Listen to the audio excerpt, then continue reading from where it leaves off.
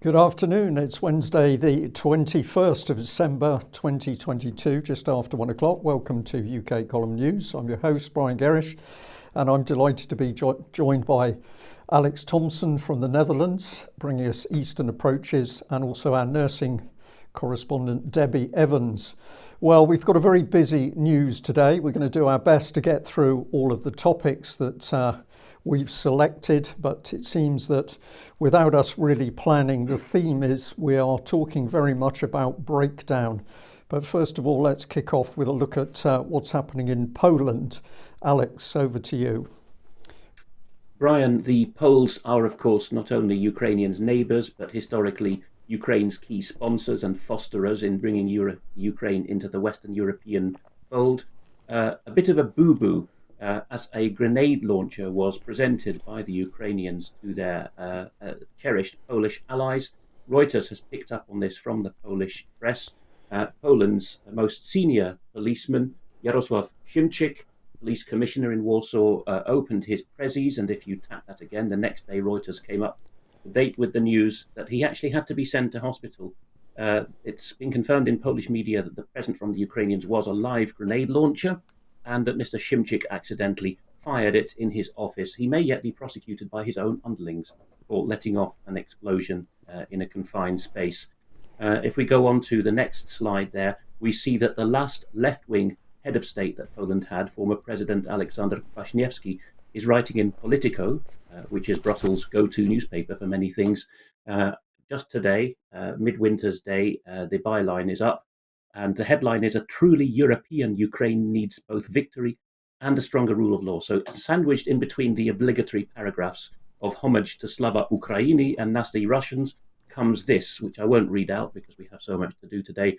But Kwaśniewski, perhaps freer to speak than his successors because he's a left-wing man, is pointing out that, as with Syria, in that case it was the Turks, people have marched into state enterprises and walked off with them, not physically stripping them in this case, but making them, under cover of the exigencies of a war situation, the property of some rather obscure conglomerates.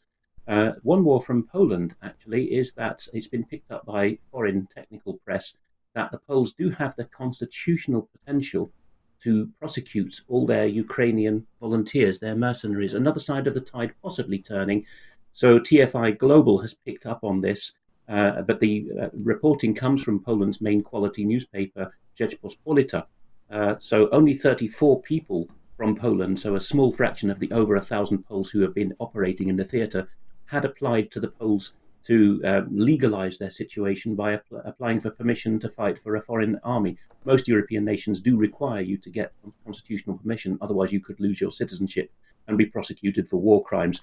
But Niezależny Dziennik Polityczny says that there's over 1,000 of these guys, and quoting some of the Polish Ministry of Defense people saying it's not fair, they could potentially face prosecution when they return. Possibly this spectre is being dangled now for similar reasons. I don't know whether you have a bridging comment before we come back to the British media, Brian. It does look as though some of Ukraine's closest allies, even in what Rumsfeld called New Europe, are getting a bit tired with the way in which the Ukrainians have been using them.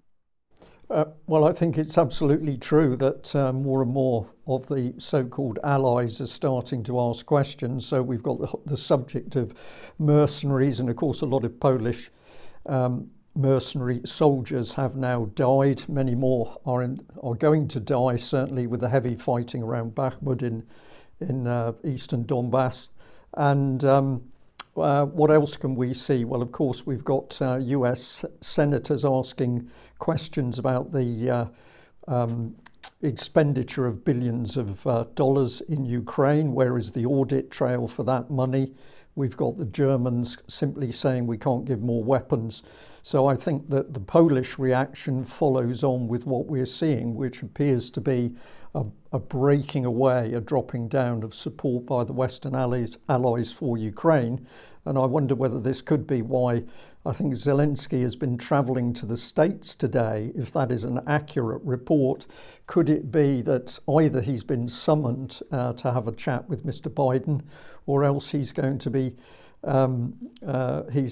begging for more money and weapons? But certainly there is a drop off in support. I would say Okay, there's a lot. sorry.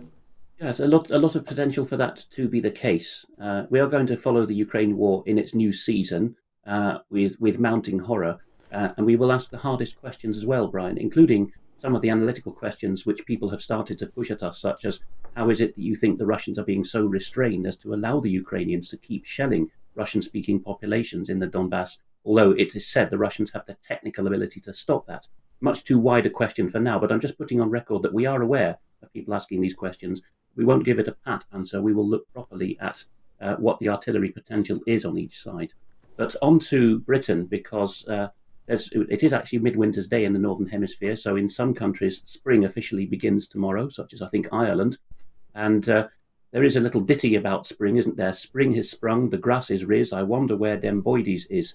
Well, Mariana Spring certainly has been sprung. So first of all, the Daily Skeptic, only Toby Young's platform, has topped and tailed another outlet's report, which we'll get to in a moment, with a lovely, I don't know what shade of green that would be, pea green. We should No, ask Debbie, perhaps. it's actually common purpose green. It's very clear. Common She's purpose green. common purpose green on a common purpose purple background sofa. When Debbie comes into her first segment, I'll be happy to defer to her because ladies see a lot more colours than men generally. Although we're not supposed to say that in the sexual centred sex identification self-identification era. But here we are. The headline is that questions are being asked. A wonderful impersonal use of the passive voice. Questions are being asked about Mariana Spring. Brian, have we ever asked questions about Mariana Spring? Well, I think we've asked quite a lot, actually. We want to know who she really is and what she's really trying to do. And one of the key questions is why will she not engage with an interview with UK Column? Well, perhaps we'll bring on Debbie very briefly because she's very keen to speak about that. That's a really good point. Good afternoon, everyone. Yes, I recently tweeted, actually, Mariana Spring.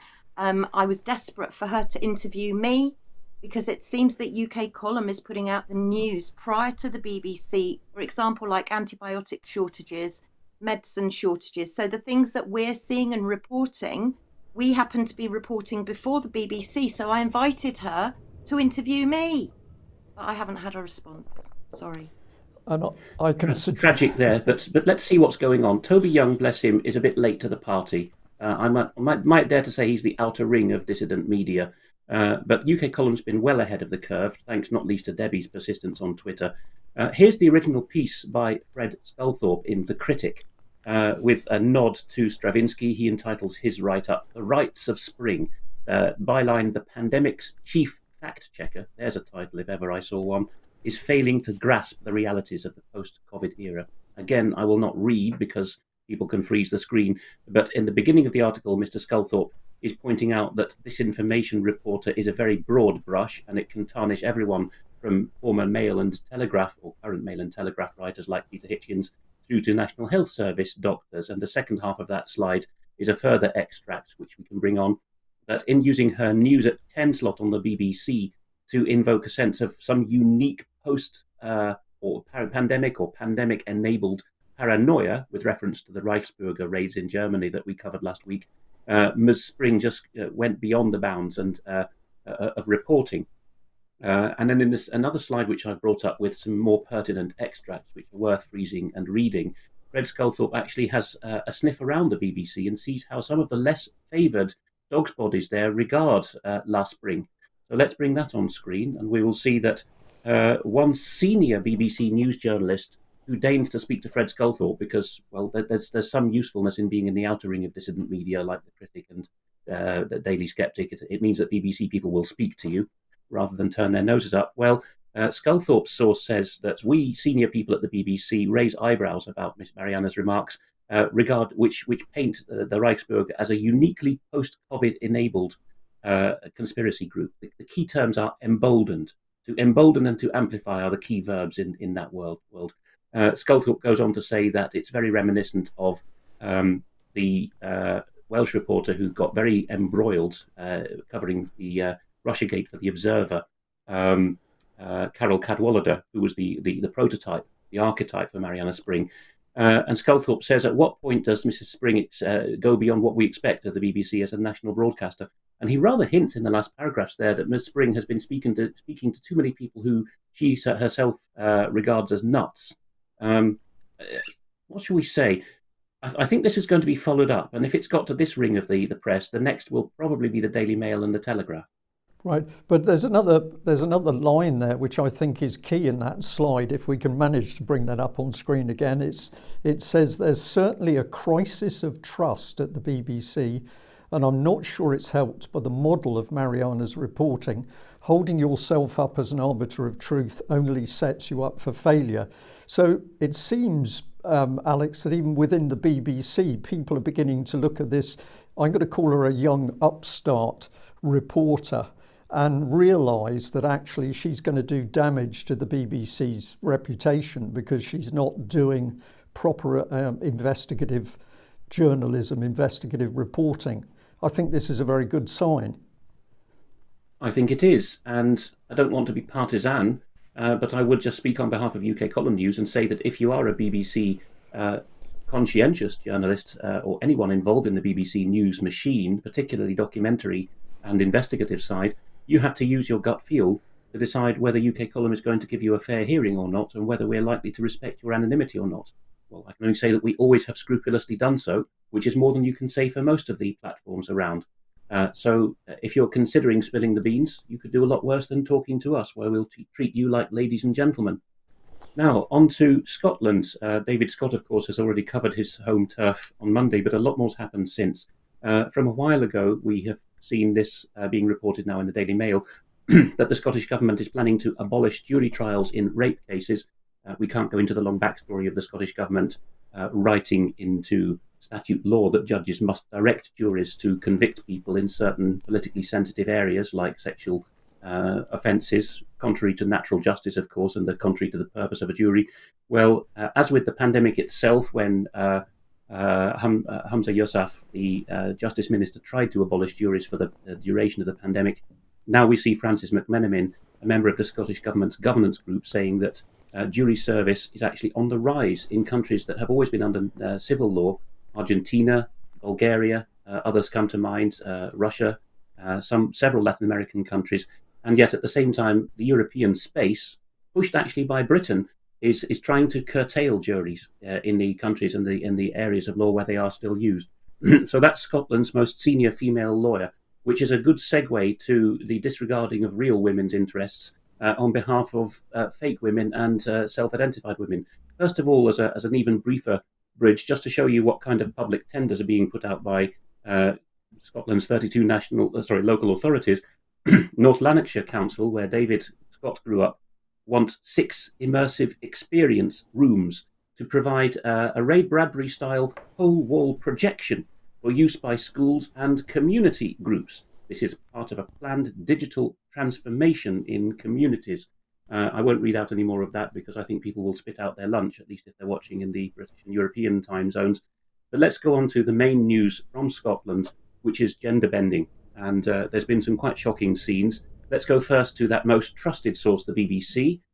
They report that not young people, teenagers or children, but people aged 16 and 17, how lovely in general, will be allowed to change gender. There was a mammoth voting session at the Scottish Parliament last night. You can see women in a vigil outside the Holyrood Scottish Parliament there last night, pointing out that their gender is not actually a thing. But let's go on to see what the detail is as reported. Mrs. Sturgeon, the First Minister, has a particularly close ally in the form of Shona Robinson, the Social Justice Minister. Yes, the Scottish Government has one of those.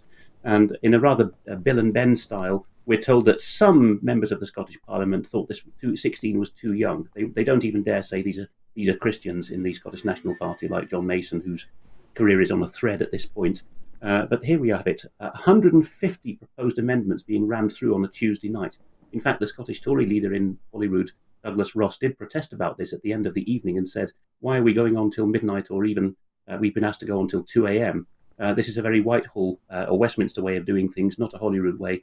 And in fact, the Holyrood lights in the Parliament chamber are on a timer. I don't know whether this is a work-life balance or an energy-saving measure, but this isn't a candlelit vigil within Parliament. This is the members of the Scottish Parliament sitting in the dark, churning through more of the 150 amendments because they are forbidden from lighting their own Parliament.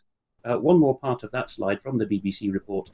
Here's the detail. Right, so Shona Robinson is saying this is all about aligning all rights. So we've already accepted in Scotland that 16-year-olds can vote and do all kinds of other things to themselves. So why can't they chop off their genitals? Or in this particular case, self-identify, which is something we covered in extra time just the other day. Self-identify as the other sex. We have a brief clip of what happened when an amendment proposed by the Scottish Conservatives to prevent registered sex offenders from self-declaring that they are now a woman and can get into a women's space in a prison or any other setting, a hospital, where a closed environment where women can't get out, that this should be actually forbidden to those who are registered sex offenders. That amendment was defeated, which led to these scenes when the presiding officer read out the results, scenes from the public gallery, as you'll hear. In the name of Russell Finlay is yes, 59, no, 64. There were 2 abstentions, and therefore the amendment is not agreed to. I call Amendment 94 in the name of Claire Baker, already debated.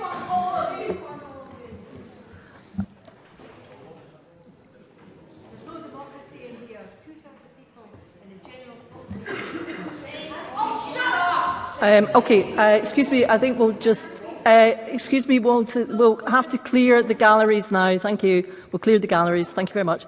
And we'll suspend the sitting for a few minutes whilst this happens.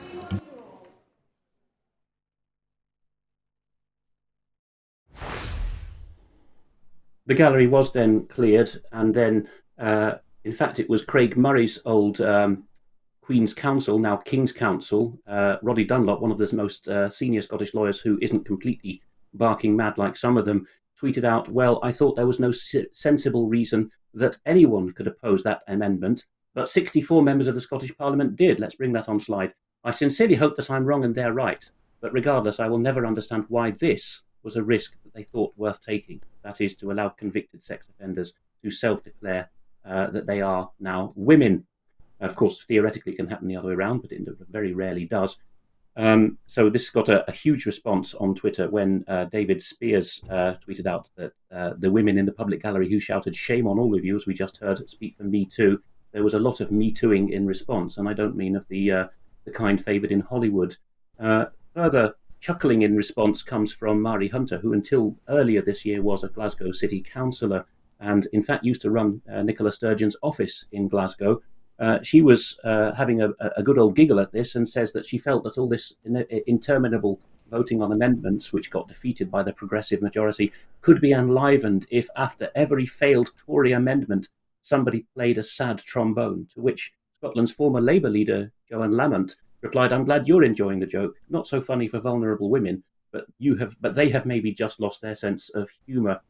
So people can find out more about that by going to the Scottish Parliament TV archive if they can really bear to watch some of this stuff. But we've just clipped out the main thing for you there. Let's go on to the next slide without further ado, which is that there is a petition, unless we have perhaps skipped that slide, Brian. Let's go forward one more and see if that is available. There it is. A petition to the UK level government and Parliament, which has got strong showing in Scotland, is that the 2010 Equality Act, which is now constitutional level, it's been confirmed in the courts, has now to be updated because at the time it was clear that sex as a protected characteristic meant biological sex. The gender stuff came a lot later. That's already got half of the 100,000 signatures it would need to force at least an embarrassing debate in Westminster on it and a government response. If you tap that once more, you will see that proportionally, these aren't absolute numbers of signatures on the map, but proportions of each constituency that voted, Scotland, and not just Scotland's Bible Belt, but large parts of Scotland have got a strong showing there because they are ahead of the curve in seeing just what gender identity is. So it's a shame to see that England, Northern Ireland in particular, are rather asleep by comparison in the signing of this petition. If you want to know what's behind all this, read Bruce Scott's three-parter, of which the third part has now just come up, Menticide 101 and the Brainwashing of a World. Part 3 is just up, New Courage for Old Lies.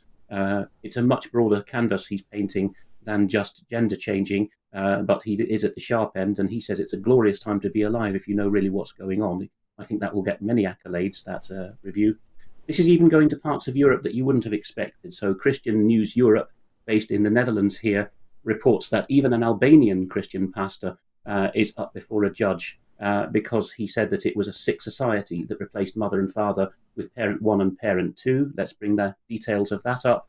Akil Pano, said that it was the fruit of a sick society and an unprecedented ethical selfishness. He said this in a television debate, and for which, of course, the Commissioner for Equality, who's an executive rather than a judicial role, has arraigned him. So if you tap that once more, you will see that the word sick was taken out of context on a complaint by the Gay Alliance Albania to the Anti-Discrimination Commissioner.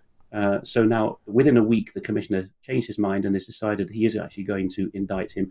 And allegedly, completely insincere, this means that Pastor Pano is comparing homosexuals with animals, simply because he's seeing the consequences that could emerge.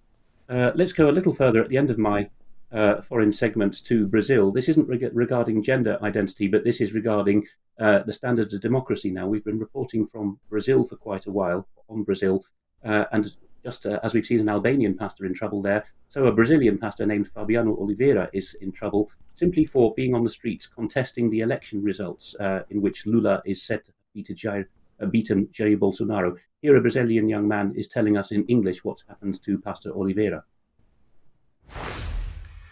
December 18, 2022. It is incredible. For the first time ever in the history of Brazil, a Brazilian clergyman, Pastor Fabiano Oliveira, is arrested by the federal police for the single fact that he's been for over 48 days protesting against the election results in Brazil and for freedom in the country. Eu vim aqui pedir exílio por perseguição política, exílio militar. Eu vim pedir às Forças Armadas proteção. We are helping Pastor Fabiano for his release and fighting for his freedom. And Minister Alexandre de Moraes, a Supreme Court judge who ruled in favor of his arrest, is right now pushing forward for more dictatorship. A federal não respeitou o limite do exército. Vieram com brutalidade e arrancou o pastor Fabiano de dentro da barraca e levaram à força. I urge you, Americans and every single Christian around the world, to help us in this fight, and please share this message. This is Pastor Fabiano's arrest. Hoje, de madrugada, Polícia Federal acaba de levar o pastor Fabiano à polícia da ditadura do Alexandre de Moraes. So the police, the federal police there, are moving in to address the Pastor Oliveira on the orders not of their own superiors or any part of the executive branch of government, but a judge, Alexandre de Moraes, who you've heard mention of in previous episodes, who's basically now the interim potentate of all Brazil in all three branches of the government, with some degree of military resistance. So this is spreading. And of course, with regard to the Albanian segment we just had, don't forget that Sherry Blair, alias Sherry Booth, trained the Albanian judiciary in a big contract, which seemed to have landed through her contacts with her husband. Does Britain have better? Sorry, Alex, I just wanted to come in because a number of people in our chat box today are saying the world has gone mad. This is a fascism, this is a dictatorship coming in. I just want to focus people and say we're clearly seeing policies which appear to be mad. Things are turned on their head. Black is called white, white is called black. But what we're witnessing is an orchestrated attack on individuals within nation states. And since it's happening in different countries across the world, it's clear that this attack is orchestrated by pan-global, globalist people and organisations. But it's very clear now that we're being attacked. And of course, this attack is to create chaos and breakdown in society so that people are running around like headless chickens and they don't know what to do. So I just wanted to focus the audience a little bit there because this news is really very much focusing on what is being done to us. So, sorry, Alex, carry on. No, that was a very welcome elucidation, and the next slide but one will give people more of the what to do in this situation. But the first slide here is from Britain. People will be aware that England and Wales, as a policing jurisdiction, has a police complaints mechanism that's gone through many stages. What used to be the IPCC is now the IOPC. Now, an obscure specialist title, Emergency Services News, reported last week that the IOPC, rather like the Polish police in a different context, is going to have to launch an investigation into its own boss. Because Michael Lockwood, the boss of the Independent Office for Police Conduct, has become the subject of a criminal investigation as it's emerged that he may have had sex with a teenage girl in the 1980s, an underage teenage girl. Reports are, says Emergency Services News, that he privately informed a Home Office, that's Britain's Interior Ministry official, the oversight of the police, about the allegation on the 4th of November, and that his own executives were first told about the allegations in October. Not much has come out there since. But what's the antidote? Certainly not an anecdote, but an antidote. Well, Beryl Baxter has paid us what I regard as the accolade of the year on Twitter, saying, when I was a child, the news was full of analysis of the situations being reported. In a way, Brian, all we're doing is remembering what the BBC was like in the 80s and trying to live up to that standard. She adds, how accurate that was is anyone's guess. I agree, Beryl. I watch UK Column News now, she says, and I hear in-depth analyses of situations totally ignored by the mainstream, which you'll hear more of in Debi's segments today as well. Here's something interesting from Romania from a viewer. Again, something totally ignored by most people, but we have many viewers in many interesting countries. Our viewer here says, the Romanian High Court of Appeals, which is supreme in Romanian law here, rejected on the 16th of November the government's appeal regarding the illegality of the prolongation of COVID emergency bill. This ruling is definitive, and it makes Romania the only European country where the justice system is officially rejecting the globalist agenda. I'll leave the details on screen for those who can freeze it. It will be in the show notes by perhaps tomorrow at latest for people to follow these links. But here you are. The state of alert in Romania, as the highest court in the land, the Court of Cassation and Justice, has now deemed that state of alert or emergency was illegally extended, and also using vaccine passes, green certificate, that was equally illegal. The government has been found against by a European Union member state.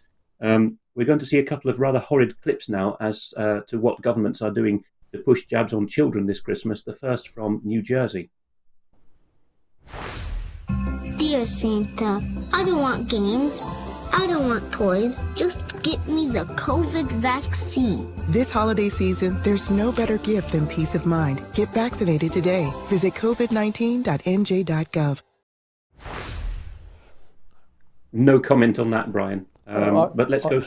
I'm wincing. I'm wincing at that one. It is so vile. Words fail me. It really is. But let's, in a moment, roll in the other one. I'll just set it up. For background on this court case we're about to see a clip from, you can look at Aaron Siri's blog. That his surname is spelled S-I-R-I. He's an attorney representing ICANN in a case that some of you will know about.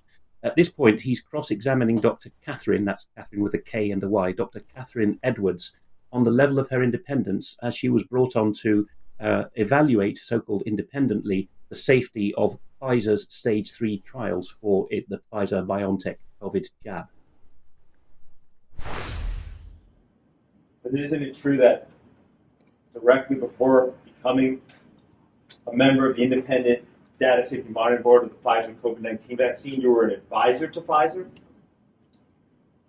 Pfizer pays me to evaluate the safety of their vaccines because I'm an expert.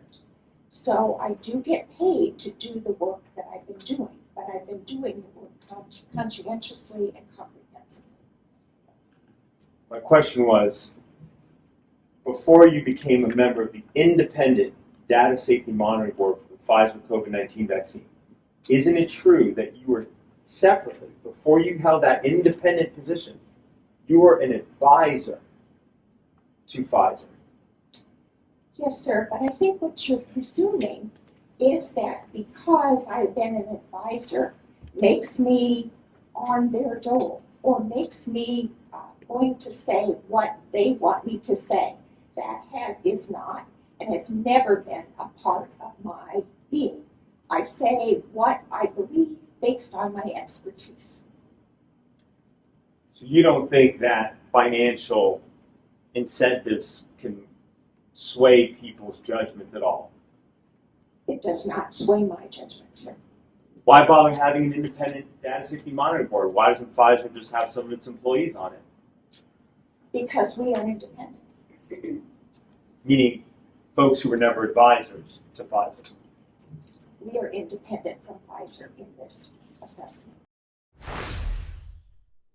When is independence not independence? When it's a lovely, sweet granny who says that she would never do the wrong thing for money.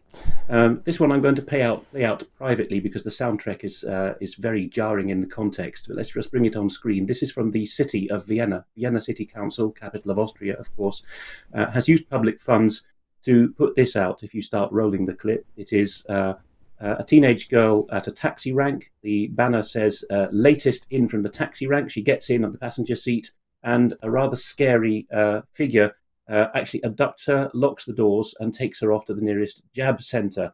And the strapline at the end is Booster, with an A at the end, which is the name of that soft toy mascot. Booster will be only too glad to take you to the jab centre.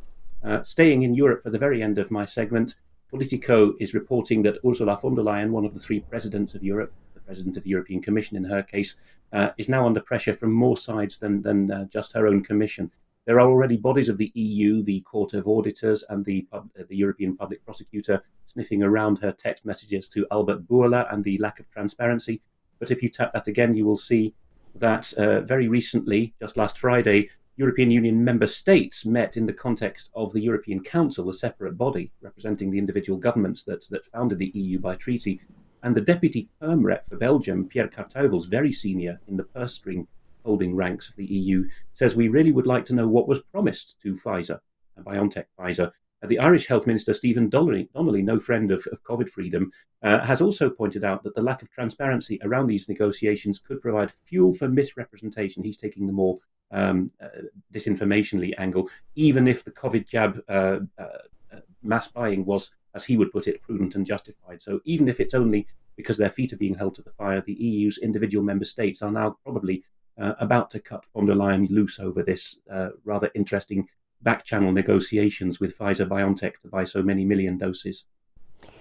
Alex, thank you very much for that. In fact, there was a little image to come in over the top of that last slide. Let's bring it in. I could just about read it on my monitor here, but I quite liked it. It's got a Pfizer, a child holding up a board with a Pfizer logo on it, and it's got lots of text redacted, and the headline is "Black Lives Matter," which I thought this is a clip that Cristian Terheș, the Romanian member of the European Parliament, waved this redacted document at the cameras, so long-term viewers will know about this.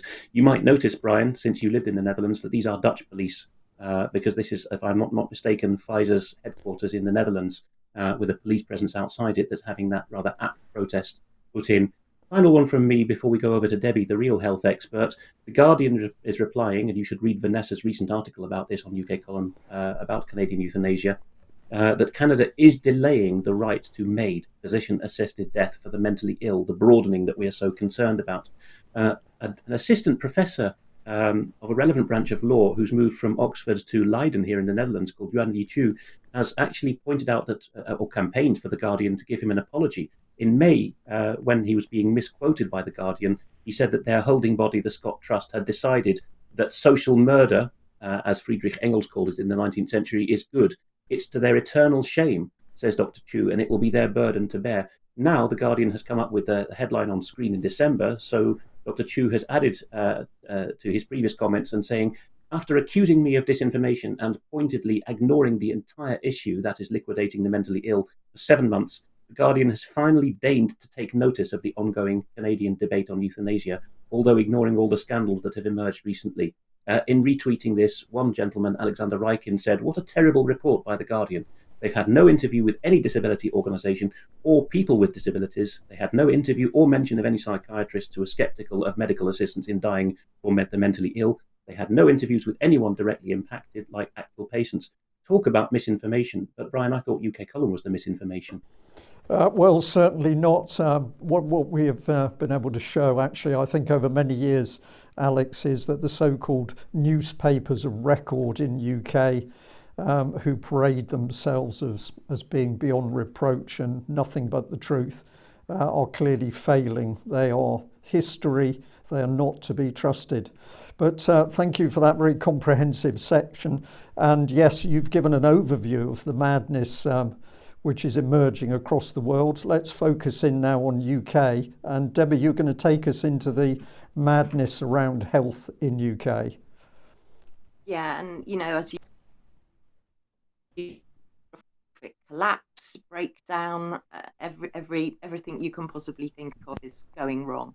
But first of all, before I start on this segment, I just want to give, because it does link into this segment, for people that don't know, there's an organisation, Doctors for Patients UK. Now, they have just issued a press release this morning, and I'm so sorry, but it came in too late for us to be able to include it on the news. But these are many doctors in the UK who are finally now standing up and talking about their concerns with regards to the mRNA jab, with regards to pregnant women and children.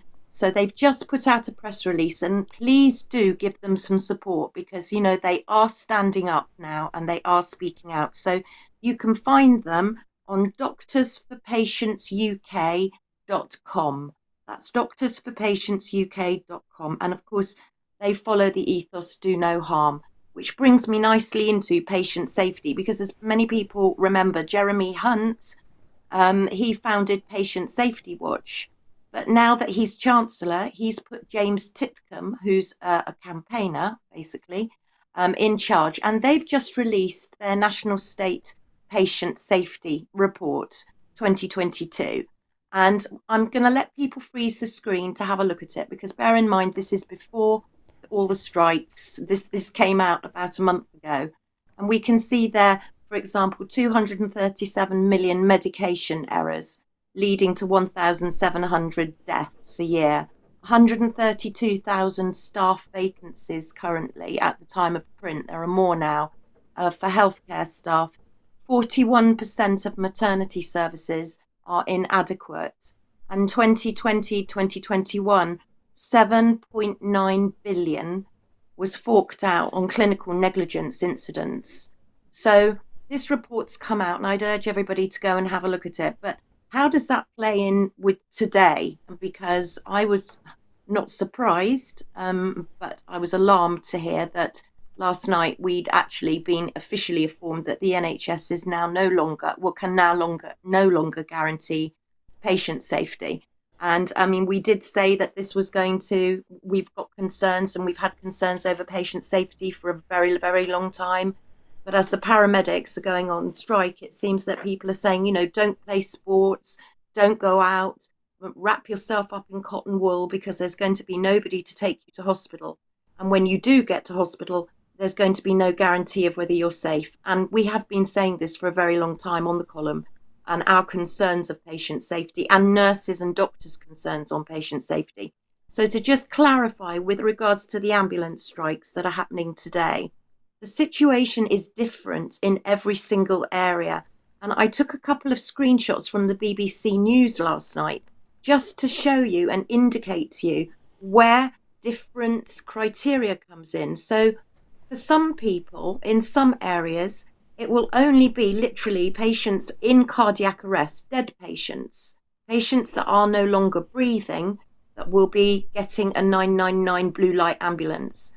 People that have had strokes and heart attacks will probably be put into category 2. Now, as again, I say this varies in Welsh Ambulance. It's a slightly different picture. So every area is different. But please bear in mind that if you have a heart attack or if you have a stroke, you've got that golden hour. So we really do need to get people into hospital as quickly as possible. And already people are falling over, tripping, slipping, fractured necks of femurs. And as you saw there in the previous slide, a man had to be attached to a plank. An 89-year-old man was strapped to a plank, and he was put in his grandson's builder's van, and he was taken to A&E. That was the only way they were going to get him there. Debi, if I can just Sorry, go on, Brian. Interject. Sorry to do that to you, but I had to ask you a question this morning, and that was, it appeared that that if you were dead, you got priority with an ambulance, and you had to explain why this bizarre situation occurs. Would you like to do that for our viewers? Yeah, so as I understand it, what happens when you dial 999, the first question you get is the patient breathing? If you say yes, that automatically lowers the category in some areas, not all areas, but in some areas. If you say no, the patient's not breathing, so technically they've died and they need resuscitation. If they're not breathing, then you will get a 999 blue light ambulance. So in some areas, yes, sadly, I have to say that you have to be not breathing with your heart not beating before you'll get an ambulance. And of course, it is so important to get an ambulance and emergency treatment for children with sepsis, for emergency maternity cases, and for strokes and heart attacks, and obviously road traffic accidents, you know. So I was alarmed last night to see that, we've got trusts up and down the country now that are saying they're now in critical incidents. They cannot take any other patients. We've got paramedics that are saying that this is hell, that they're arriving only to find the patient dead. And they're having to spend their time consoling relatives who have been absolutely beyond themselves, waiting for an ambulance, knowing that it's probably going to come too late. So, yeah, this is really bad times, and it's going to collapse even more. So I just wanted to keep everybody up to date on the ambulance strike that's happening today. And there are more to come. Sorry, Debbie, I just want to add to that. And we are told constantly that we're living in the UK in 2022. We're in a super advanced country where we're going to lead the world in AI and all matters to do with technology. But in December 2022, we can't get an ambulance to somebody. This is not a breakdown of incompetence. It's not incompetence within the NHS and the ambulance service. This is the result of the destruction of the NHS and the ambulance service from the inside. We're not going to be able to give all the detail in today's news, but we just want to emphasise that if you're working in the NHS, we understand the problem. This is the result of an attack on the NHS to destroy it from the inside. I think we need to reinforce that for people to think about. Yeah, no, I'm absolutely right. This is complete and utter collapse, but it's being done on purpose. You know, you've got, I've actually got to the point now where I've said that the UK is no longer a developed country. Are we a third world country? Maybe not even a third world country, because there's certainly not a health system that the majority of people can access at all. So we're completely devoid of a health system. And then, of course, you've got the impact of strep A as well going on. So I just want to quickly highlight strep A in the fact that schools they're closing down, having deep cleans, cancelling nativities, as strep A rates appear to go up. Now, I don't believe we've had any more than, thank goodness, than 19 deaths.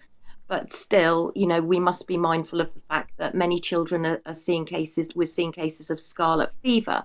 And all this antibiotic shortage is playing into the whole panic for parents. And we're hearing of security guards sitting in paediatric A&Es because they are simply overwhelmed with children with sore throats, or rashes. So one thing that I did want to highlight was that there has been a lot of talk about a link between the flu, the nasal mist for children, and the likelihood of them suffering from strep A afterwards. Now, anecdotally from doctors, I am hearing a lot of children presenting with strep A after they've had the flu mist. But fact check, if you just flash back to that screen, because there is an academic paper that does pick that up. But as you can see, fact check have been out very, very quickly, full fact, to say, no, there's absolutely nothing in this story. And even worse now, the UK HSA and the NHS are actually saying to parents, please take your children to have a flu and the nasal flu mist. 2 and 3-year-olds, they're saying if you have the nasal flu mist, it might actually stop your child from getting strep A. I'm absolutely horrified at this, and I would, as a parent, on a personal opinion, I would be stepping back from any type of vaccine or any type of medication for children at the moment. So just to warn you that that's the story going at the moment. There's also another condition. Now, I just want to highlight this very, very quickly. But you'll see on the left there is the Pfizer serious adverse reaction data dump. Now, on page 36, you'll see a condition called pediatric autoimmune neuropsychiatric disorders associated with strep A. So I just want to highlight that PANDAS, as it's known, that's the acronym, this is an acute onset condition. It can happen straight after strep A, or it can happen up to 6 months after. Some of the behavioural changes are quite alarming because it has physical and psychological behavioural changes. So you could see unusual movements, tics, joint pain, sleeplessness, behaviour change, memory impairments in children, and also catatonic states. So it can be quite serious. And I'm just throwing it out there because I know that we are upping the children's mental health. The whole priority for children's mental health is now rising, and are we going to see an epidemic of children presenting with mental health more so than we are now? And is it going to be blamed on lockup, or are we going to see more children with disorders and conditions associated with vaccines, strep A, etc.? So just a heads up for what might be coming down the line. Okay, I'll just come in there again, Debbie, because a really excellent article has just been posted on UK Column. What are we doing to our children? Alex, you've spent a bit of time with this article. It's very comprehensive. It's got a lot of detail, but absolutely it's warning about dangers to children's health as a result of a lot of factors. Just give us a few seconds on this article and let's encourage people to go and read it. Are you muted? People should always go down the whole of the homepage, ukcolumn.org, very often because we increasingly put out articles and blogs. But Hugh McCarthy is an educationalist from Northern Ireland, now retired. This is his second piece for us. This is but the first of a 4-part series. He intends here to bring together all the evidence that shows that, in 2 words, they knew. The harm was foreseeable, and he starts in part 1 of his series with his own cherished area of education, but he's going to go on to other areas in which Britain has knowingly damaged its children. Okay, Alex, thank you for that. And I'll just say to the audience that we're really delighted by the number of people who are now coming forward to the UK Column with quality material. This is very important. Many of you are the experts, so if you feel that you've got an article or information that you want to give us or share with us, please do come forward. So, Debbie, back to you. Let's get on to who's really culpable for what's happening. And of course, the MHRA must be very high on that list indeed. Well, they're pretty much top of my list, yes. And it came to my attention, as we're pushing on through December, we've got the Christmas holidays coming. I didn't get my normal invitation. I don't wait for a Christmas card from the MHRA, but I do wait for an invitation to the next board meeting. And it was very late in coming. In fact, it didn't come at all. So I had to email Dame June, Alison Cave and Stephen Lightfoot directly to ask them where was the board meeting link, and was it going to be held in public, or are they planning on holding it in private? And do they think that I've forgotten? And I was a bit worried because of the Christmas holidays that we might not be having an MHRA board meeting. Anyway, very pleased to say that the MHRA have replied and they are going to be putting the link up. In fact, they have put the link up today. So please join me for the MHRA board meeting on January the 17th. Very, very important to be there. And as you know, the last board meeting, they haven't even put it up on YouTube yet, but we've had it up on the column. It's called Champagne on Ice, and it's still up, I believe it is on the front page still. And if not, you can find it on the search bar. Okay. But going on, sorry, Brian, going on about the MHRA, I just want to highlight, and please, for people that have got members of the family who are pregnant, thinking of becoming pregnant, this is going to be a really, really important segment for you. So please watch carefully. We know that the MHRA and the government have always been putting out the advice for pregnant women and breastfeeding women to take the COVID-19 injection, despite there being no safety data on it. We now have a warning over eating salmon this Christmas. Pregnant women should be very careful about eating salmon, particularly Lidl's salmon. A couple of theirs has been recalled because of an outbreak of listeria. So, and this was going back to my day, we were told as pregnant women to be very careful of what we ate. And listeria was a problem. It can lead to miscarriage. So this is extremely concerning. But we're warning on listeria, but we're not warning on an experimental injection. Now, thanks to an amazing UK column viewer, and Raoul, thank you so much for this, I managed to catch up with Dame June Rain and Baroness Cumberledge, who would have thought that, at the Health and Social Care Committee last week on December the 13th. Now, this, I didn't know this was going on. So when Raoul contacted me to tell me, look now, I couldn't believe it. But you can find it on Parliament TV. And this was a debate about sodium valproate and mesh. Okay, so I'd like to highlight that it was sodium valproate and mesh. However, it brought up some very interesting questions. But let's just remind ourselves of June Rain 2 years ago and what she said then about the vaccine. Listen carefully to hear where it's gone from. Listen to hear the word animal. Just listen out for it. When a vaccine goes from initial creation to being ready for the public, a very thorough process indeed is followed. COVID-19 vaccines are first of all tested in the laboratory. Then they're tested in human volunteers in studies called clinical trials. These tests help confirm how the vaccines work and help us to evaluate their safety and effectiveness. In the UK, all trials are legally required to have approval from us at the MHRA so that they are scientifically sound.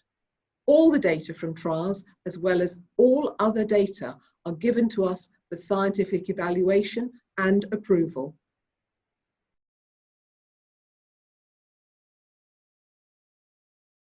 COVID-19 vaccines will be monitored rigorously for safety once they are in use. This is the same as for any vaccine or medicine. It will be no different. There are responsibilities on the companies who make the vaccines for safety monitoring, and we have responsibility too to continuously evaluate all products in the UK. We have a robust and proactive safety monitoring strategy in place for COVID-19 vaccines. You and your healthcare professional can report any suspected side effects through our tried and trusted yellow card scheme. And we supplement this form of safety monitoring with analysis of data on vaccine usage and using anonymous electronic healthcare records linked to other healthcare data, all in place to proactively monitor safety.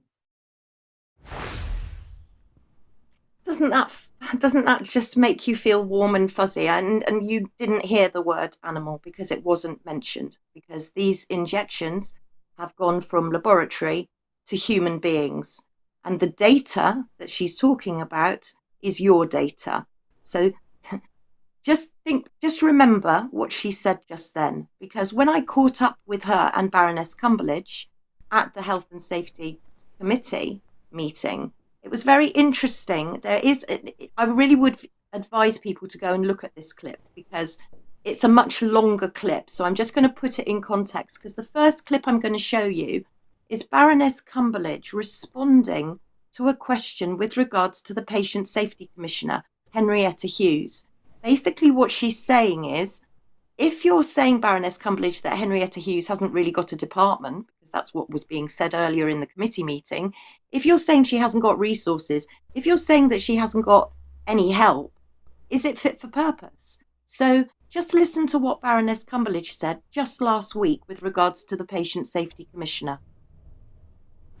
The reason why I ask, and I'll hand straight back to the chair, is 4 people in this area does not seem to be enough. So if she's got the resources to recruit more, all well and good. But if she's going to be limited to 3 or 4 people, it really is giving lip service to what you've recommended and what needs to be achieved. So if she will be given the resources, to have more people to do this role, all well and good, but I just wanted to make clear, are the resources enough so that she can do the best job that she can do? No, not now. Right. It has obviously got to grow. It's got to be a really sustainable, expert organisation that's working with patients, working with the healthcare system, working with the regulators. You know the system is huge, and it's also the private sector and so on. So it's an enormous task. And it's very interesting that Scotland have just invited me up to look at what they're going to do with a patient safety commissioner. And I think we're on a roll. And I honestly think that we will see in the future other countries say this is a very good idea. It's something we ought to follow, as Scotland is doing. So there you have it. Baroness Cumberledge said quite clearly, no, there weren't enough resources in place for the Patient Safety Commissioner. So we must assume that the Patient Safety Commissioner at present isn't fit for purpose. What alarmed me most is the next clip that you're going to see. And I promise we will try to get this up as a segment on Twitter on UK column snippets, because this is a very, very important piece of film, okay? June Rain, she's answered our questions. The questions that were posed to her sorry, I'm so fired up about this clip, I cannot even begin to tell you, because I think everybody should share it. She's talking in the meeting about fetal valparate syndrome. And this is a syndrome that affects women through generations. So if a woman has had valparate in pregnancy, it won't just affect their children, it'll affect their children's children's children. Now, at the meeting, this was a very big point of what was being discussed.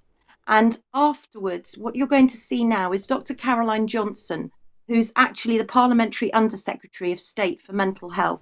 She is a paediatrician, and she's asking June Rain a very, very important question. Please listen very carefully. Epileptic women may need to take medicines, but there are other people with, say, Crohn's disease or forms of rheumatoid arthritis, for example, who may also need to take medication during pregnancy. Their long-term effects or effects on the babies may not be completely clear. What work are you doing to ensure that there's proper oversight of that, so we don't end up here in 10 or 15 years' time looking at a different type of medication having similar effects? The whole issue of understanding the benefits and risks of medicines in pregnancy is something the agency's very committed to and has a number of activities underway. This is because since thalidomide, medicines haven't been studied in pregnancy, and there's often a gap in our knowledge, quite an important gap, not just around safety, but around dose and so forth.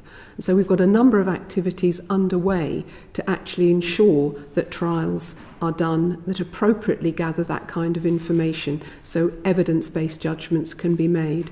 We're looking to the revision of our clinical trials legislation to start to push at that barrier to change, much as we did with the legislation for children's medicines.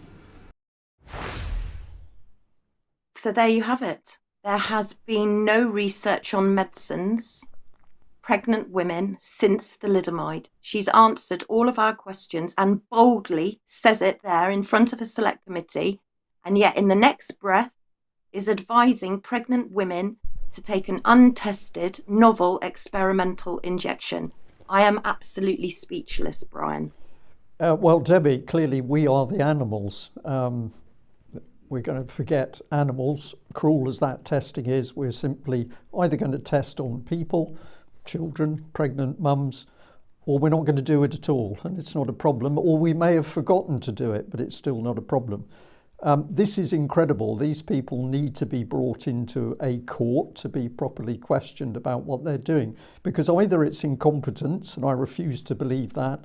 I believe that this is calculated. This is calculated. They know what they're doing. They know what the risks are. They know they're damaging people, but they simply don't care because they think they are beyond the law. June Rain clearly said it. You know, she was head of pharmacovigilance before she was CEO of the MHRA. She clearly said it. There has been no research with pregnant women since thalidomide. So why would anybody believe that anything is safe? Clearly, it's not safe. She said it there, and we need to expose that piece of film and that footage and show everybody who's considering to have a baby or is pregnant at the moment and is getting frightened and thinking that they might need to have an injection. Please let them see that video first and make their own judgment and come to their own decision. Okay, Debbie, thank you for that. You've got a couple more slides here. I'm just going to encourage you to move through these quite quickly because we've still got quite a lot of material to cover, and we want to get our slides in today, a lot of important things. So take us on to catastrophic contagion. Well, I think Mark mentioned it on Monday, and I just wanted to highlight it because here again, we've got the next event 201, only this came out in October 2022. A load of countries, including Rwanda, a load of countries, and the country of Bill Gates. This is a scenario with the Johns Hopkins University, which of course produced SPARS Pandemic 2025 to 2028. And we have all of these countries and Bill Gates. So I'm beginning to think Bill Gates has maybe got his own country somewhere that we don't know of. There's a very, very short video on catastrophic contagion. It's the new thing coming, the new pandemic. How do we get people to trust us? It seems to want to create more mortality in younger people. So that's what they were looking at. But here's a very short video clip just to show people the overview.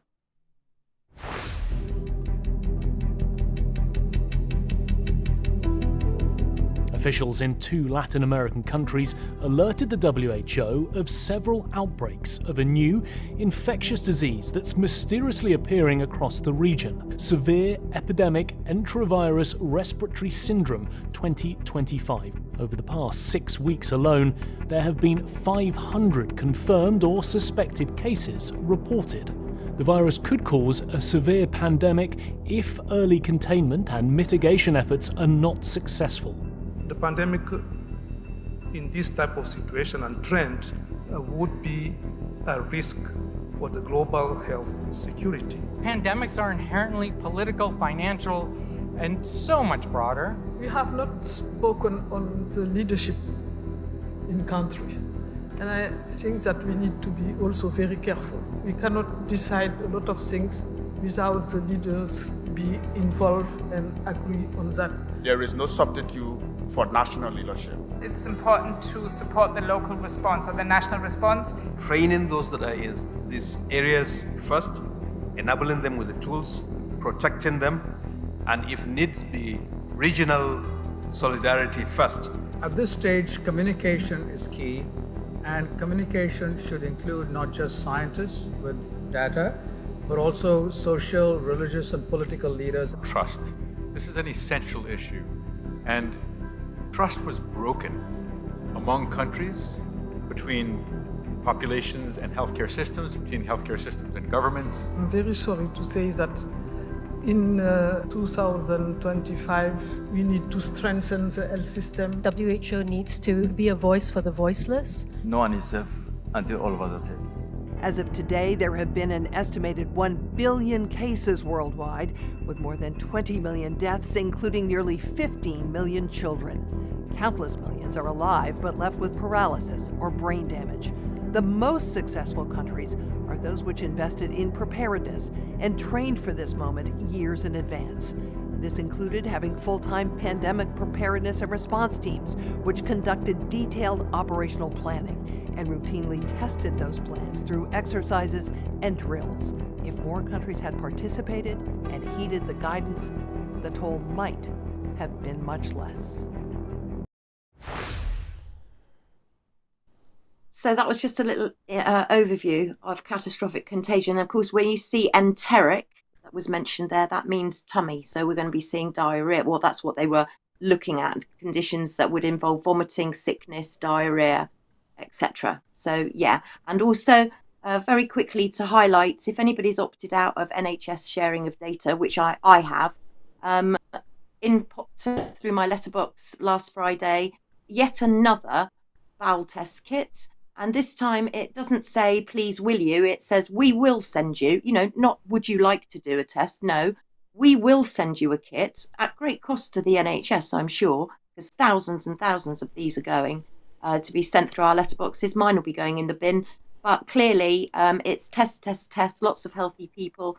And then if we find out you're sick, we're ever so sorry, you'll probably be 8 million on the waiting list. So just to let you know that these are still popping through the letterboxes. The other things that I wanted to do was very quickly highlight a few stories that I'd noticed coming up.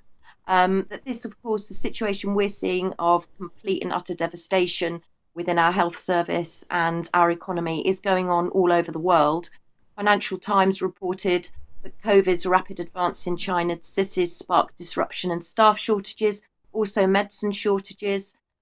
We've got also people saying that these strikes are keeping elderly people in hospital. And that's what we said right from the beginning, that ambulances, they don't just take patients to the front door of the hospital, they also take patients from the back door of the hospital. So we've got a logjam going on. And I just wanted to highlight an email that was sent to you, Brian, and also one that was sent to David. You might want to read out your one, Brian, because you asked me to include this. It was sent from a viewer, Lucy.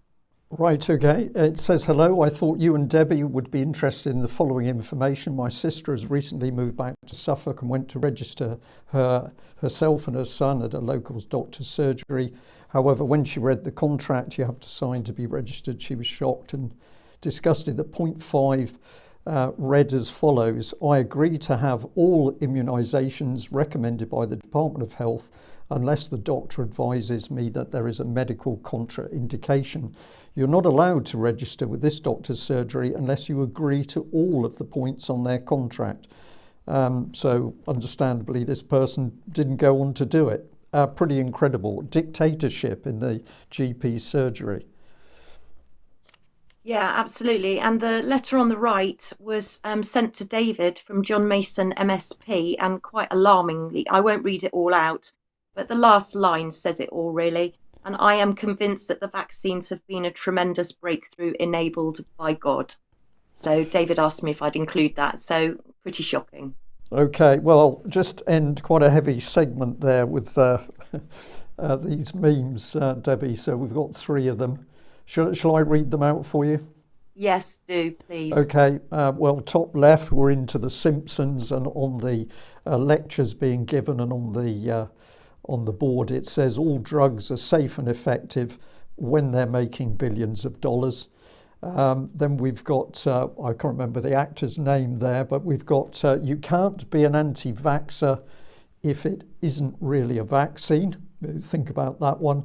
And the final one, we've got a lady with a face mask. She's having a syringe gun held to her head. And the comment is, the manufacturer is not responsible, the government is not responsible, the vaccinating doctor is not responsible, but if you are not vaccinated, you are irresponsible, which I think is a pretty good one.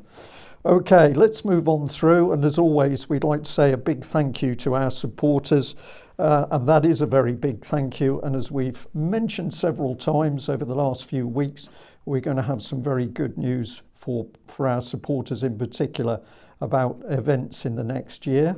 We're keeping that a little bit under our hat at the moment. We'd like to encourage people to buy from the shop. There's still a lot of very good products there. And yes, it is a problem of the postal strikes, but if you buy from the UK column, you do help and support us. So please think about doing that. And the other thing is, please do share our material, because the whole objective of the UK column is to spread information far and wide. And I'd just like to say we've got a lovely email here from Elizabeth, said thank you to everyone at UK Column, wish you all a very happy Christmas. Thank you for helping me to understand the world we now live in. I'm blown away by all your work and struggle to keep up. To Debbie, excuse me, I am a Cornish pixie. You are amazing and brave for being a nurse and living with your sewage problem. I, like a lot of people, are struggling right now, but thank you all for giving me something to look forward to each week. kind regards and all the best for 2023. Well, I'm not sure some of the material we report is to be looked forward to, but if that's the positive effect we're having, we're delighted to see that. And Alex, over to you. You've got some other reports and mentions here. We have such an interview pipeline that we can't even plug on the main news all the worthy interviews. So again, go to the homepage as often as you can.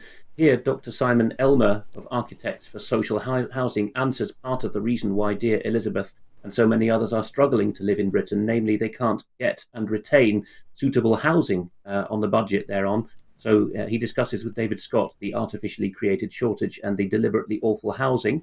And the title of this is Housing, COVID-19 and the Emergence of a New Fascism, because Dr. Elmer has written a whole political philosophy on that, which David would like to return to.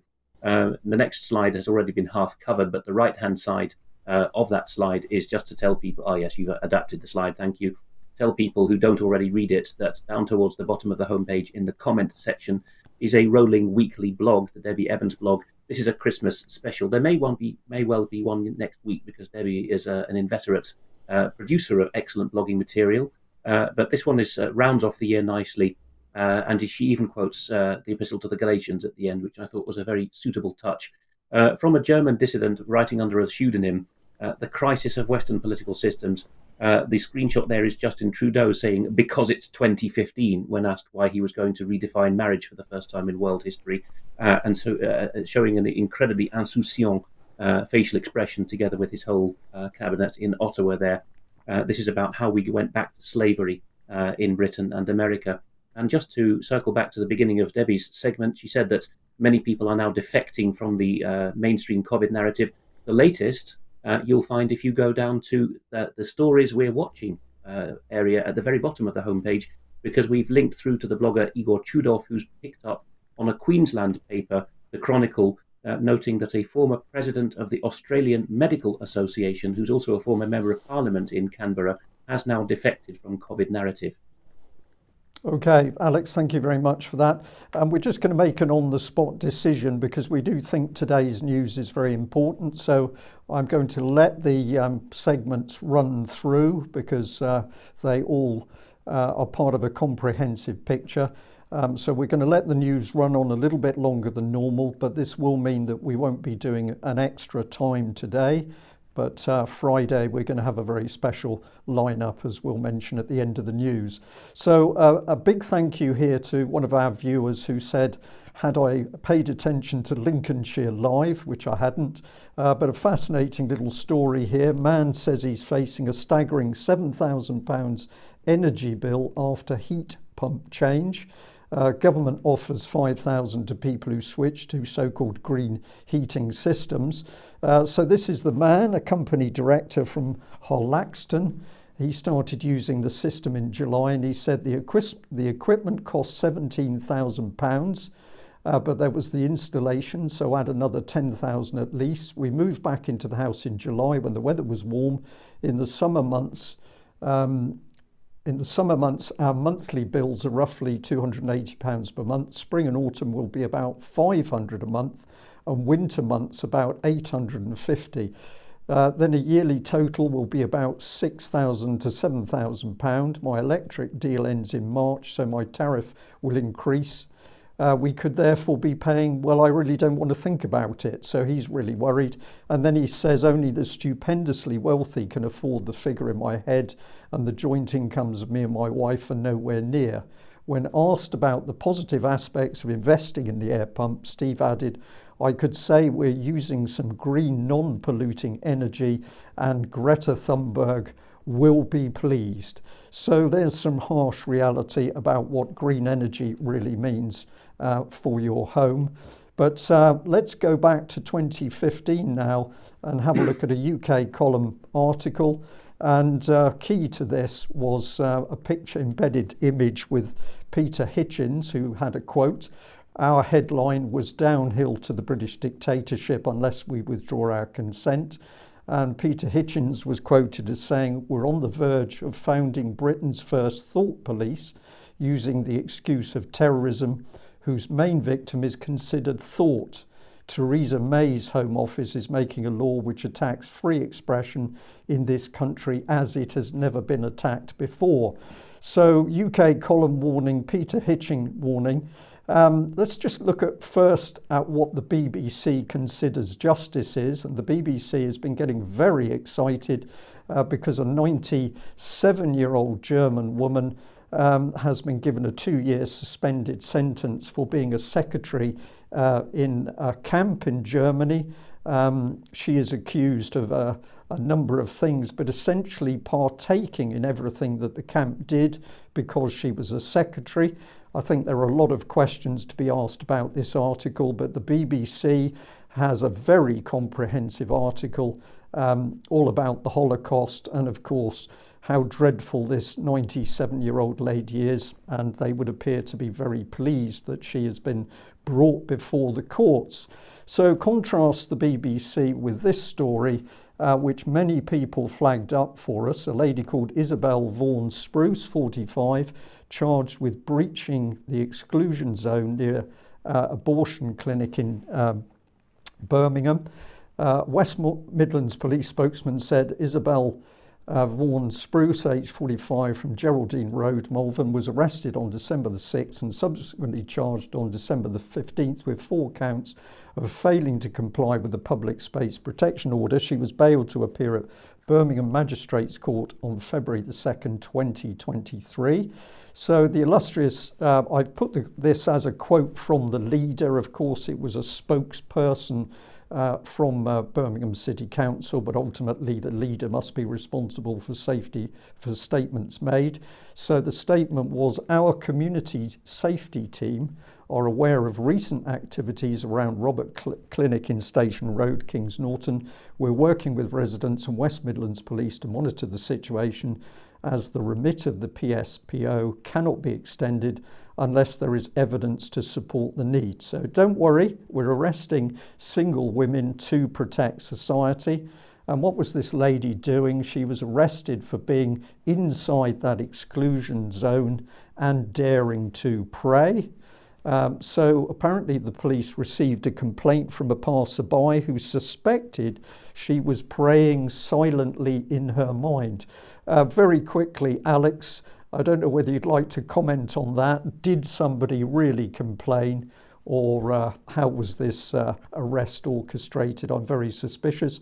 But it appears the state is frightened of prayer. Why would that be, do you think?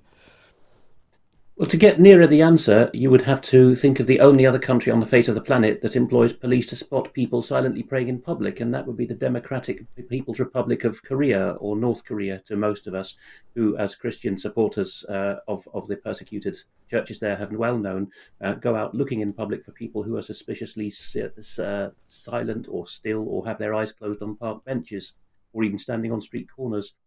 Now, this lady in Birmingham was actually photographed and had police confront her in her interview with, are you praying here? Right. So somebody took these photographs. Police intelligence? Hard to say. I have, while we've been talking, put back on the comment section of our homepage a recent blog by Liz Pilgrim about this, because no pray zones are coming to all the British Isles jurisdictions, including the Republic of Ireland, very quickly. In fact, in the months we're talking about now, and Liz has written about no pray zones being a challenge to the churches. It is specifically churches that are being, or Christians that are being targeted here, because they're the people who have the habit of sending out these dangerous lone women to meditate and think and pray, in this case even standing up. Somebody took those photographs. I'm not sure whether it would have been police or someone allied with the BPAS clinic there, but somebody did it, and then the police got hold of the photograph. Yes, okay, thank you for that, Alex. Let's follow the story through. This is some comment, if we pop that one on the screen, please. So we've got a comment by the lady herself. Censorship zones purport to ban harassment, which is already illegal. Nobody should ever be subject to harassment. But what I did was the furthest thing from harmful. I was exercising my freedom of thought, my freedom of religion, inside the privacy of my own mind. And she went on to say, it's abhorrently wrong that I was searched. And what she's talking about is a strip search, which of course is a common tactic of the UK police to intimidate and humiliate people they arrest. So this lady was violated in that search, effectively. She was arrested, interrogated by police and charged simply for praying in the privacy of her own mind. She said censorship zones purport to ban harassment, which is already illegal, etc. But she goes on to say that it was in her own mind. Nobody should be criminalised for thinking and for praying in a public space in UK. Now, there was some extra comment in the article from this gentleman who was the legal counsel who's now acting for her. And he said, Jeremiah went on to say, Isabel's experience should be deeply concerning to all those who believe that our hard-fought fundamental rights are worth protecting. It's truly astonishing that the law has granted local authorities such wide and unaccountable discretion that now even thoughts are deemed wrong and can lead to a humiliating arrest and a criminal charge. So I think at least her legal team appears to be on the case. But if you have a look at March for Life, which the lady is connected with, this is it. There's some information about abortion here. We just bring up the key bit, the key statement. Since the 1967 Abortion Act was implemented, over 9.5 million lives have been tragically ended in the womb in UK, with an annual rate around 200,000. So that's the reality of what the state is protecting. But if you dare pray about it, you're going to be in trouble. But I just wanted to say I was fascinated by the legal team that's now got involved. ADF UK, a faith-based legal advocacy organisation that protects fundamental freedoms, and it appears to be working in the UK and across the world.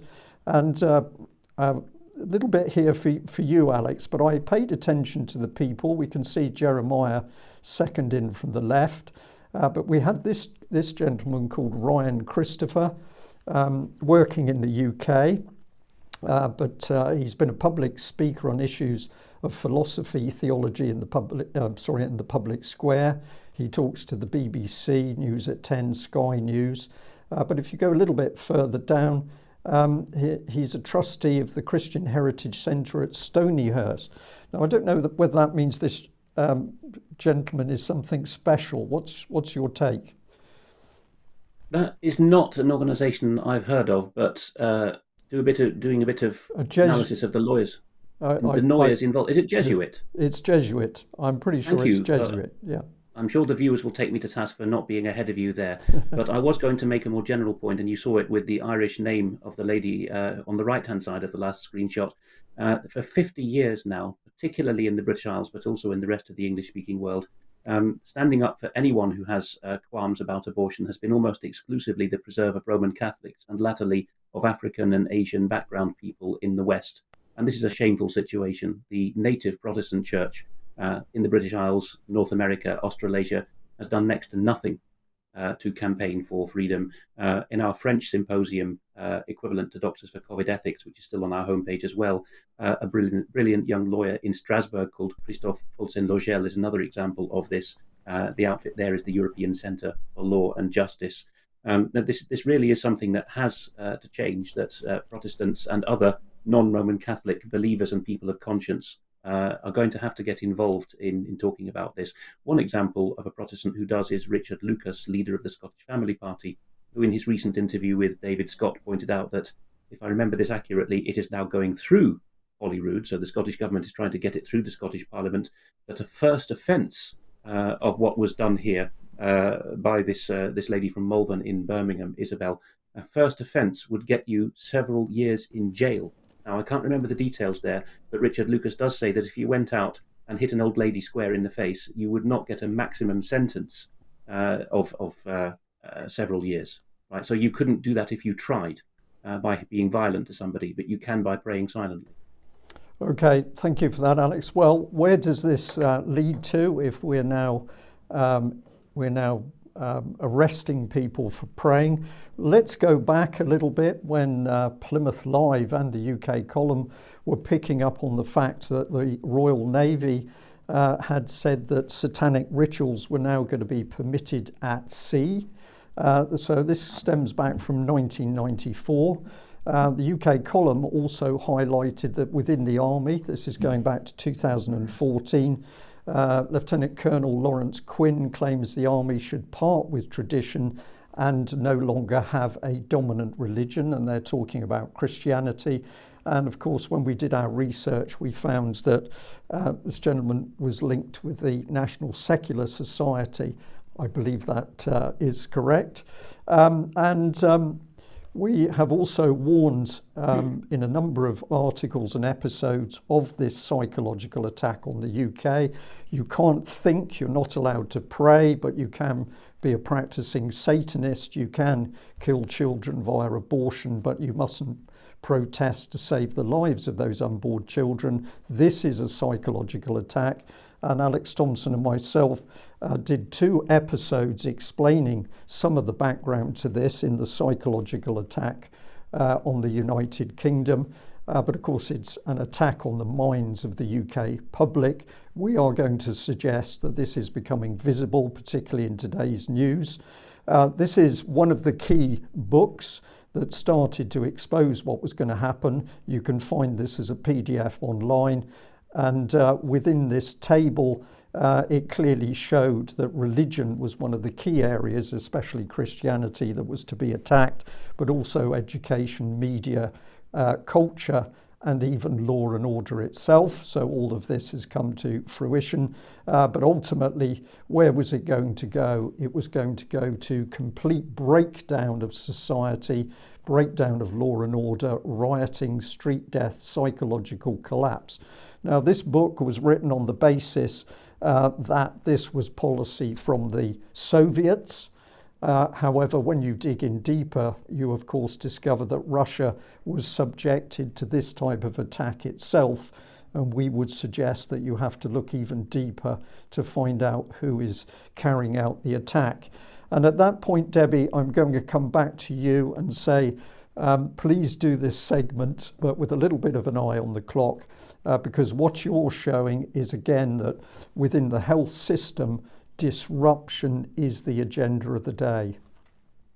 Yeah, thanks, Brian. And I think this is the word that we hear all the time, but we're not talking about. So disruption means forcible separation, division, broken into pieces, regular interruptions into regular flow, confusion, and disorder. So if anybody wants to look up theory of disruption, it's Professor Christian Schultz. But I wanted to see how is this playing out in today's world? Who are we looking around at when we're looking at disruption? Everything's in disruption. And we'll come on to some slides about where we're seeing disruption in general. But I just want to reintroduce people to Dr. James Giordano. Dr. James Giordano is he's a professor of neurology at Georgetown. He's at the Pellegrino Center, the head of the European Brain Project, and also DARPA. So he's a very senior neuroscientist. He delivered a lecture in 2017. Then bearing in mind this is 2017, and what he said was that in this lecture, what he was saying would come true in 60 months. That's 60. So 60 months from the delivery of the lecture was actually when COVID started. And I just want to throw this out so all of the UK column viewers and listeners, and maybe if you're in the chat box, maybe you can give some reaction, because he's delivering to a military audience. So this is a military plan that he is delivering. However, when I listen to it, I'm wondering if what he's saying is what is playing out right now. Have a listen. And please let us know your comments in the chat box afterwards. But listen out for the words morbidity and mortality. Morbidity means getting people sick very quickly so that in the end they die. Mortality means creating death instantly. So just be aware of those two words in this next segment and let us know what you think you're hearing. And are we seeing that play out today? I'll give it to you very, very briefly. What I do is I either use a drug in very, very low concentrations that may not necessarily be traceable. And again, this is highly doable. You just have to permeate the edge of a drinking vessel or an atmospheric vessel, get the drug on board. It kind of auto-assembles in situ because of nanopharmacology. Very difficult to trace, and it creates a biological downstream effect. Nothing I'm telling you here is sci-fi. It all exists within the medical range and how we're able to treat a variety of neurological disorders, targeting the brain, being able to get in there more specifically, affect certain neural cancers, et cetera.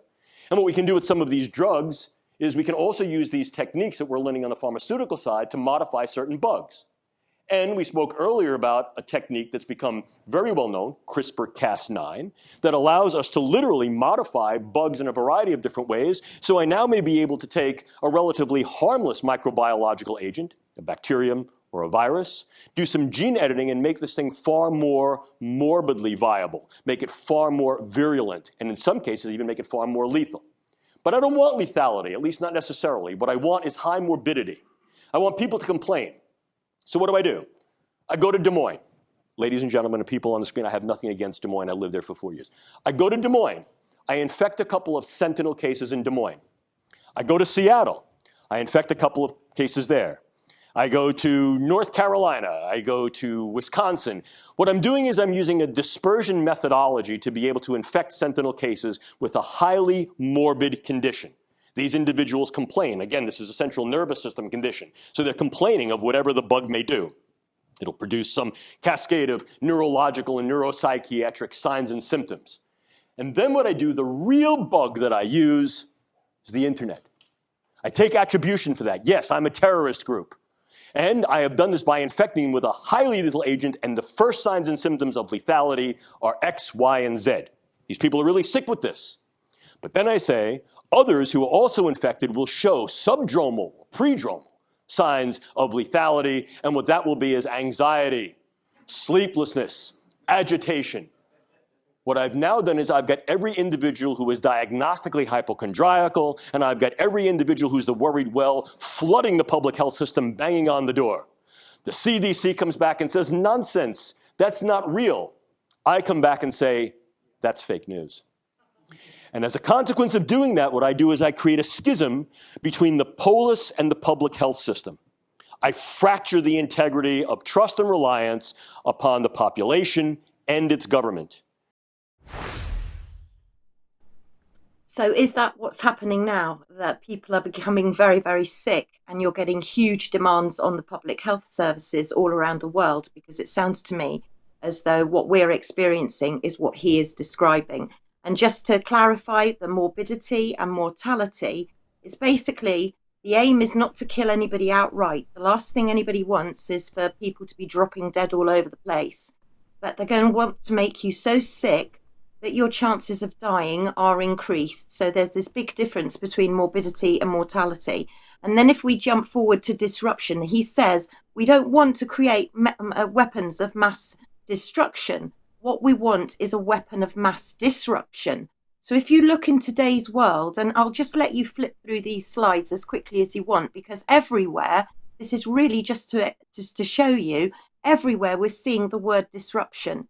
And when you disrupt people, every single one of our lives has been disrupted. And, you know, we're talking, the World Health Organization are talking about disruption, behavioral science are talking about disruption, the government are talking about disruption, the NHS is disruption, economic disruption. Disruption puts people into panic, into states of fear. And this is what we're seeing. So they're using these dispersal methods and disruption methods to put us all into absolute fear and chaos. And there again, Brian, where you've said right from the beginning of today's news, this is total breakdown. And this is the way with which I believe that they are doing it. Debi, thank you very much. My goodness, we could have quite some discussion about the segment that you presented in today's news. We can't do that because it's the news, but we'll see if we can find another slot to do that. I'm going to pass over to you, Alex, and just say 7 minutes and to finish off of today's news, please. The first thing I'll say is that Dr. Giordano, although he was presumably addressing an American audience there because he said Des Moines, not Des Moines, Iowa, said X, Y, and Z, using a letter name not known in North America. Now, Debi's last blog from last week has pointed out that he's an overseas fellow of the Royal Society of Medicine, I'm not aware that he's had any part of his career in Britain. Is it possible that an Englishman was whispering in his ear at some point? I don't know. Right. Somebody who has come to my notice through the Telegram channel that I run is Nigel Watson, who produces a wide range of good material on his YouTube channel. And on the 5th of December, he came out with 3 good news stories. He's moved to Pori in southwestern Finland from Britain, Björneborg for the Swedes, and historically. Pori's local or regional museum is Satakunta Museum. And at the end of his video here, Nigel Watson points this out, that this mainstream museum has commemorated that it's not the first time that dancing was forbidden in Finland during COVID. No, the Mannerheim regime did as well while collaborating with the Nazis. And that has just been deadpan put on the record in a mainstream museum. Let us consider that we didn't learn the lessons of history. Next door in Sweden, the parliament, the Riksdag, has adopted, with no opposition other than 2 left-wing parties, the Miljöpartiet, the Green Party, and the Vänsterpartiet, the left-wing party. Other than that, it's all adopted a foreign espionage bill, Prop 2021/2255, which allows people to be prosecuted for saying rude things about countries which are clandestinely working with Sweden. And if that international collaboration could be brought into disrepute, as Nya Dagbladet reports, then that's enough to have you prosecuted. On to Britain. Just very recently, the editors of the 3 right-of-centre newspapers that historically have had a bit more gumption than others in talking about the high and mighty and their foibles have joined forces to write a joint letter saying that a draft code that's going to be imposed on journalists is going to undermine the very basis of journalism.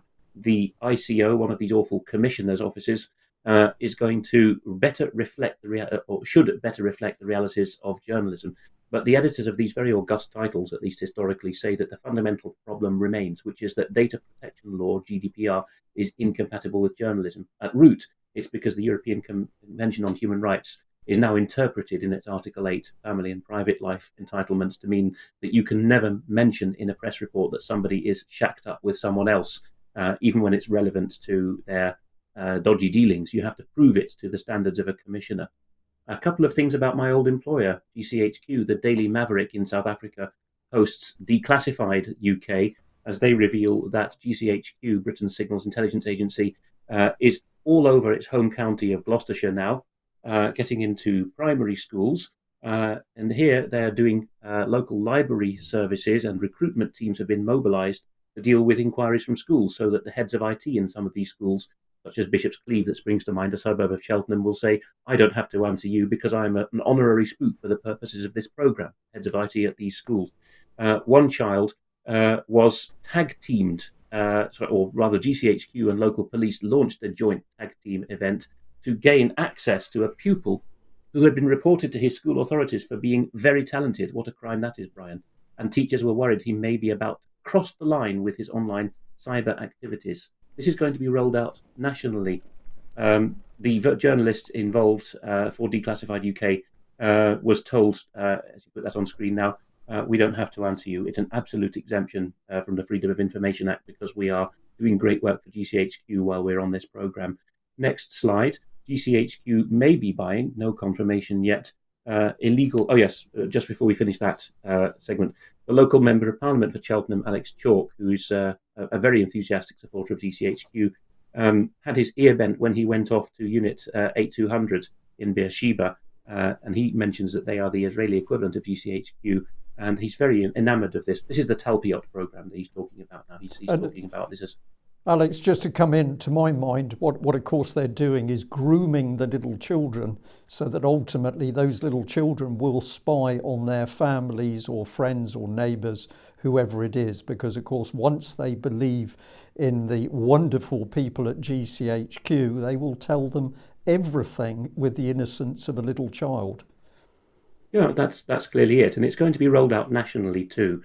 The Grey Zone, I'll just put this on screen for 5 seconds, reports that a Virginia-based company has come up with a very questionable legality, at least in Europe and the UK, tool to bury software on your apps to track you, even down to the level of what floor of a building you're on by geolocating the height as well.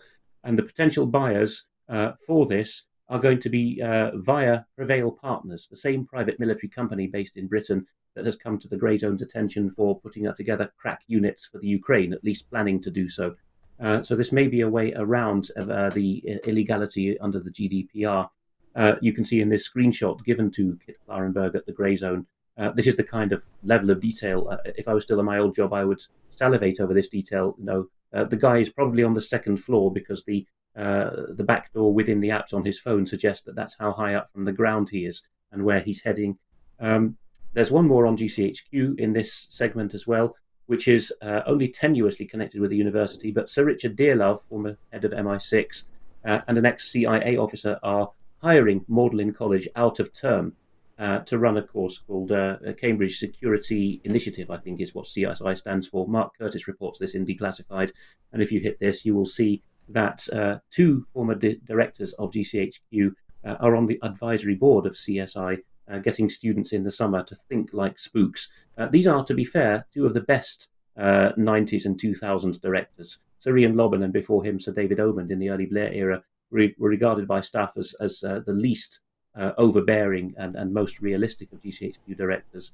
But be that as it may, that's the kind of thing they're involved in. While we're on spookery, just very much en passant, Richard Moore, the current head of MI6, so the successor to Sir Richard Dearlove, has just been greeting the Armenian Prime Minister Nikol Pashinyan, as reported by the local branch in Armenia of Radio Free Europe, Radio Liberty.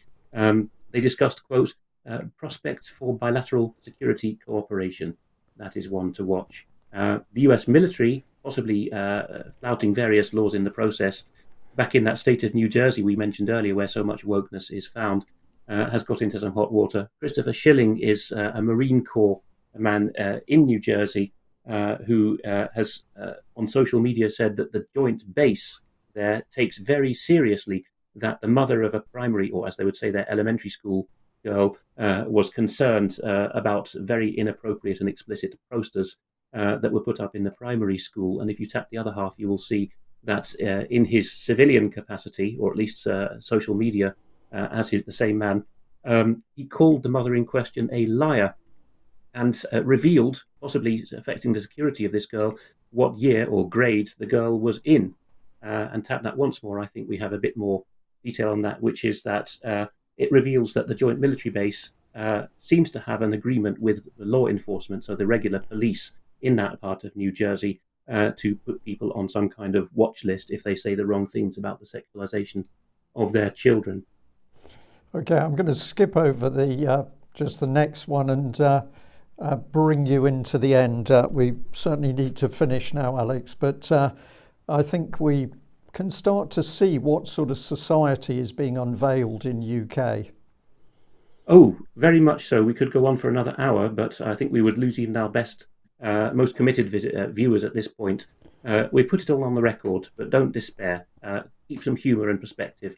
So with the famous photographs of the Stalin era, with people being airbrushed out of photographs one by one, Stalin is in the first frame of this meme, flanked by three other Politburo men. Stalin himself is Mr. Government says so, he stays the course, but initially he's flanked by commissars, makes you immune, it's safe, and keeps you out of hospital. Now, the first to become a wrong thinker is Mr. makes you immune. That's no longer sayable. So government says so is only then reinforced by it's safe and keeps you out of hospital.